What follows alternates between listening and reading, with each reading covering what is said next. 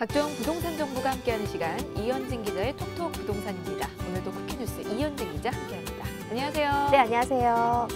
오늘은 어떤 내용 준비되어 있나요? 네, 올해 분양시장이 가을 이사철 성수기에 접어들었습니다. 가을 분양시장은요, 월별 최대 물량에 달할 만큼 많은 물량이 쏟아질 예정이라고 하는데요. 하지만 정부가 또 각종 규제를 예고하고 있어서 불안한 것도 사실입니다. 또 청약제도가 바뀌었기 때문에 내 집 마련 전략을 잘 짜셔야 될 것 같은데요. 어떤 점들을 유의해야 하는지 좀 자세하게 살펴보도록 하겠습니다. 네, 추석 연휴가 지나고 본격적인 가을 이사철에 접어들면서 파리 대책 이후 숨죽여온 부동산 시장 움직임에 관심이 집중되고 있는데요. 자, 오늘 가을 성수기 부동산 시장 상황 살펴보고 내 집 마련 전략까지 짚어보도록 하겠습니다. 일단은 연휴 전후로는 분양 시장이 좀 조용했었죠? 네, 그렇습니다. 올해 황금 연휴를 전후로 해서 분양 시장이 잠시 숨고르기에 들어간 모습을 보였는데요. 하지만 연휴가 끝나자마자 서울에서 바로 분양을 시작하고 있습니다. 올 4분기를 기준으로 해서 얼만큼 분양이 되냐 물량을 좀 조사를 해봤는데요. 10월부터 12월까지 전국에 총 14만 8천 가구가 분양을 준비하고 있다고 합니다. 이 물량은요, 지난해 같은 기간과 비교해서 무려 29.6%, 대략 30%가량 늘어난 수치인데요. 그만큼 많은 물량이 분양 대기 중에 있습니다. 네, 10월은 연휴가 길어서 그런지 유독 짧게 느껴지는데 그래도 분양 물량은 꽤 예정돼 있는 거죠? 네, 그렇습니다. 10월 황금 연휴를 빼면 나머지 10월 남은 기간은 얼마 되지 않지만 그 짧은 기간 동안 많은 분양 물량이 쏟아질 예정인데요. 10월 달에 42,800가구에 달하는 일반 분양 물량이 분양을 앞두고 있고요. 이 물량은 월별 기준으로 해서도 올 들어 최대의 규모입니다. 이제 정부가 앞서서 부동산 대책을 계속 발표하면서 이 분양 일정이 9월 달 분양 일정이 10월로 미뤄졌기 때문인데요. 이렇게 해서 10월 달에 월별 최대에 달하는 물량이 쏟아질 전망입니다. 네, 그 통상적으로 9월이 분양 성수기라고 하는데 올해는 성수기로 불리는 가을 분양 시장이 좀 늦게 개막한 거잖아요. 이렇게 성수기가 늦어진 이유는 어떻게 볼 수가 있을까요? 네, 그렇습니다. 말씀해 주신 것처럼 보통 통상적으로 9월 달을 최대 성수기로 부르는데요. 하지만 올해는 이제 각종 규제와 추석 연휴로 인해서 조금 뒤로 미뤄졌습니다. 일단 정부가 과열된 부동산 시장을 진정시키기 위해서 각종 규제를 내놨기 때문이고요. 또 하나는 추석 연휴가 너무 길었기 때문에 건설사들이 분양 일정을 제대로 잡지 못했습니다. 그래서 아예 10월 이후로, 그러니까 황금 연휴 이후로 일정을 미룬 곳도 많은데요.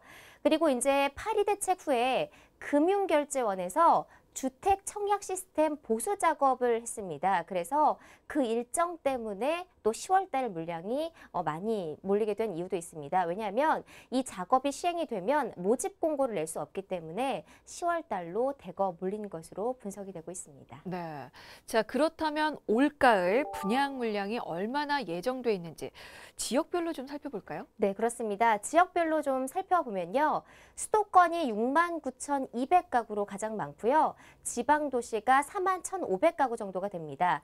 광역시가 37,400가구 정도가 되는데 아무래도 수도권에 많은 물량이 몰려있는 게 사실입니다. 특히 이제 강남 접근성이 좋은 위례 신도시를 비롯해서요.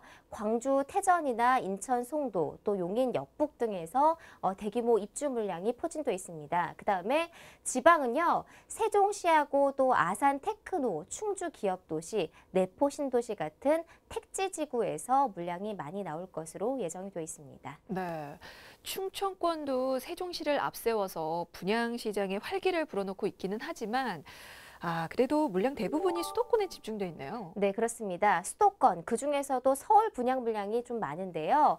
서울이 13개 단지 14,500가구 가운데요. 일반 분양 물량만 6,800가구에 달합니다. 굉장히 많죠. 그다음에 이제 경기도도 일반 분양 물량만 보면 12,700가구요. 인천도 이제 500가구 정도가 예상이 돼 있습니다. 그래서 서울 수도권을 중심으로 대거 포진이 돼 있었습니다. 네, 특히나 서울에서는 재개발과 재건축 단지 물량이 많이 나와 있어서 이 투자자들의 시선이 쏠리고 있다고 하는데요. 자, 10월에 분양 예정 단지 어떤 곳이 있습니까? 네, 서울에 이제 재건축, 재개발과 관련된 주요 물량들이 있습니다. 눈여겨볼 단지는요, 강동구 상일동 고덕주공 3단지를 재건축한 아파트가 분양될 예정이고요. 그다음에 이제 그 은평구에서는 응암 2구역을 재개발한 단지도 일반 분양에 들어갈 예정입니다. 또 중랑구에서도 이번에 일반 분양 물량이 나옵니다. 면목동에서 면목 3구역을 재건축한 아파트도 이번에 일반에 분양될 예정입니다. 네.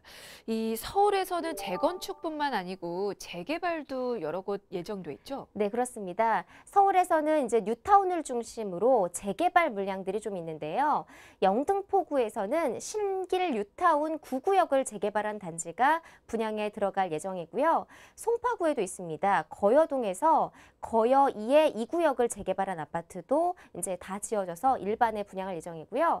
그다음에 이제 서대문구 남과자동 가재울 뉴타운 5구역을 비롯해서 영등포구에서는요. 영등포 뉴타운 1의 3구역을 재개발해서 일반에 분양될 예정입니다. 네.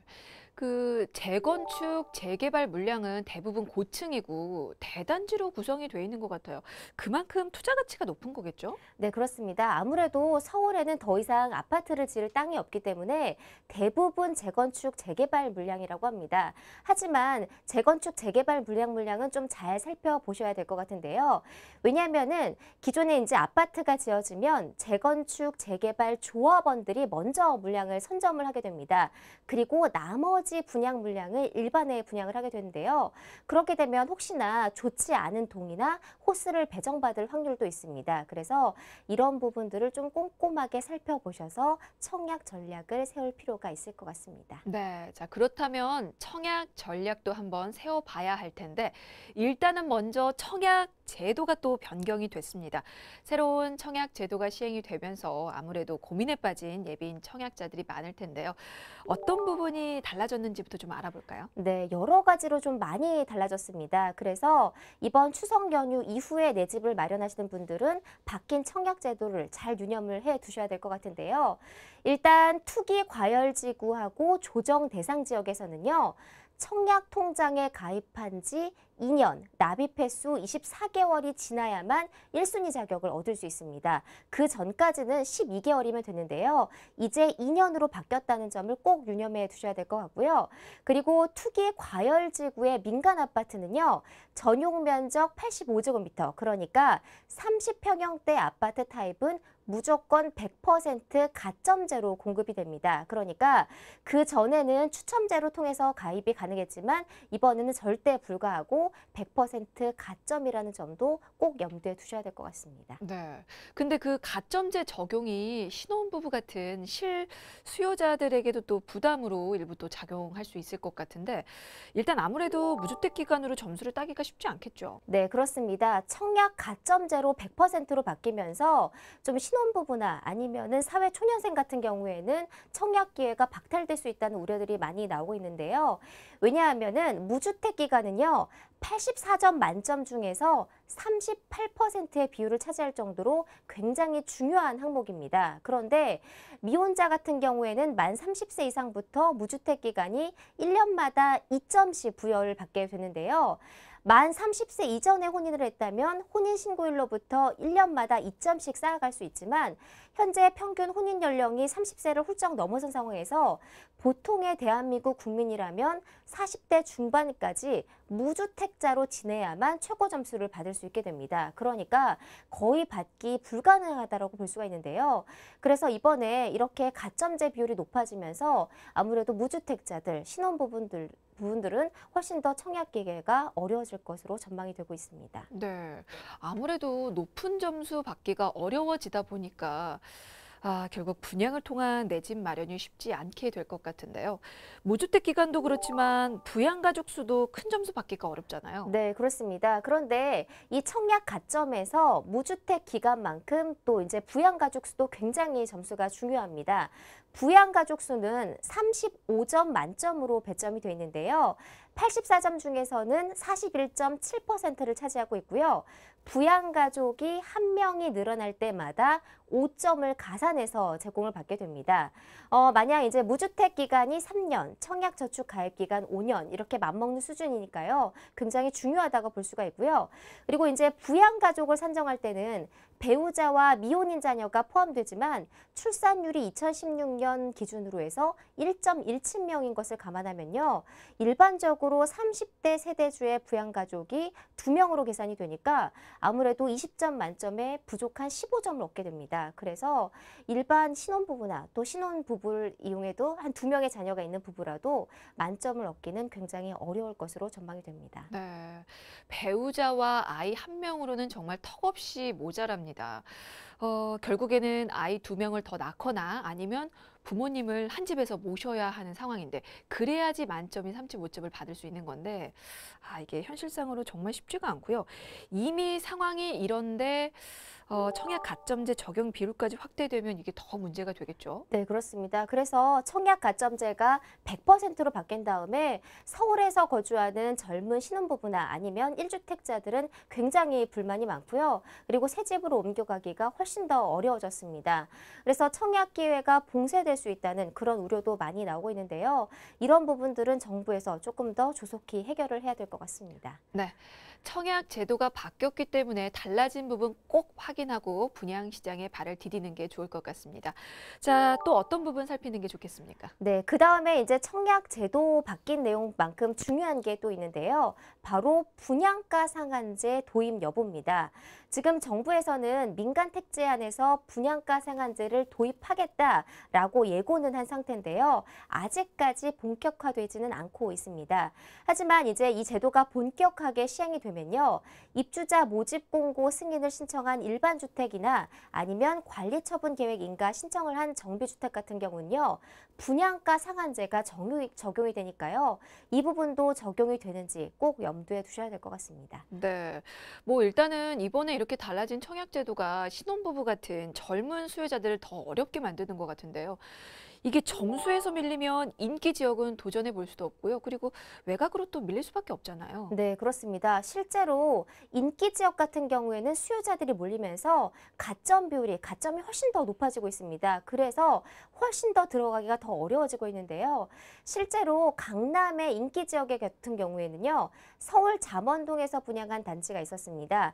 전용 면적 85제곱미터 이하의 당첨의 가점 평균이요. 70점에서 무려 77점대에 형성되어 있는 것으로 조사가 됐습니다. 그리고 지난 8월에 분양한 비인기 지역의 마포구하고 서대문 같은 경우는요.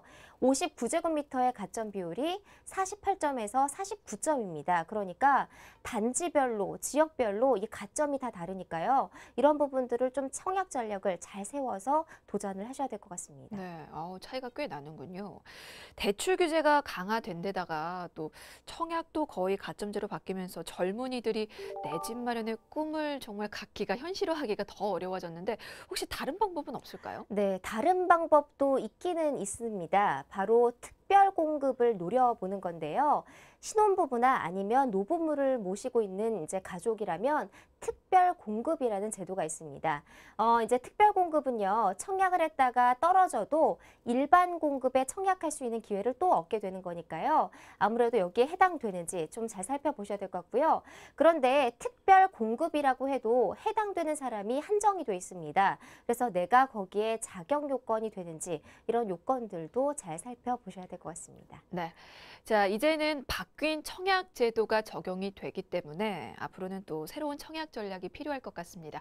청약 통장을 가지고 있는 무주택자들은 아무래도 자신의 가점을 확인해 보시길 바라겠습니다. 자, 그리고 앞으로도 정부가 여러 규제들을 많이 예고하고 있습니다. 앞으로 어떻게 될까요? 분양시장 좀 전망을 해볼까요? 네, 올 하반기 분양시장은 좀 더 분위기가 어려워질 것 같습니다. 왜냐하면 정부에서 많은 규제를 내놓을 것으로 예고하고 있기 때문인데요. 일단 정부는 크게 2가지 규제 대책을 발표한다고 했습니다. 주거복지 로드맵하고 가계부채 종합대책을 발표한다고 했는데요. 그 안에 어떤 세부적인 내용이 담길지는 모르겠지만 어쨌든 기초적으로는 가계율을 억제하는, 규제하는 내용을 담을 가능성이 큽니다. 그리고 여기에 이제 금리 인상, 또 하반기 입주 물량 증가, 이런 악재들이 겹치면서 분양시장 분위기는 좀 더 어려워질 것으로 전망이 되는데요. 한편 이런 가운데 건설사들은 분양을 계속 이어간다는 분위기입니다. 그래서 규제 대책과 분양 물량이 쏟아지는 홍수 속에서 청약 제도를 어떻게 적용을 하고 또 내 집 마련은 어떻게 할지 청약 전략을 잘 짜셔야 될 것 같은데요. 그런데 이제 대부분의 전문가들은 아무래도 분위기는 어려워지겠지만 서울 수도권은 정부가 아무리 강력한 대책을 내놔도 수요에 비해서 공급이 부족하기 때문에 아무래도 시장이 완만하게 흘러갈 것이다 라는 전망이 많습니다. 그래서 이런 흐름들을 좀 잘 지켜보면서 내 집 마련 전략을 잘 짜셔야 될 것 같습니다. 네, 잘 들었습니다. 가을 성수기 분양시장에서 내 집 마련의 꿈을 꾸고 계시다면 먼저 달라진 청약 제도와 또 대출 규제를 꼼꼼히 확인하신 후에 도전을 해보셔야 될 것 같습니다.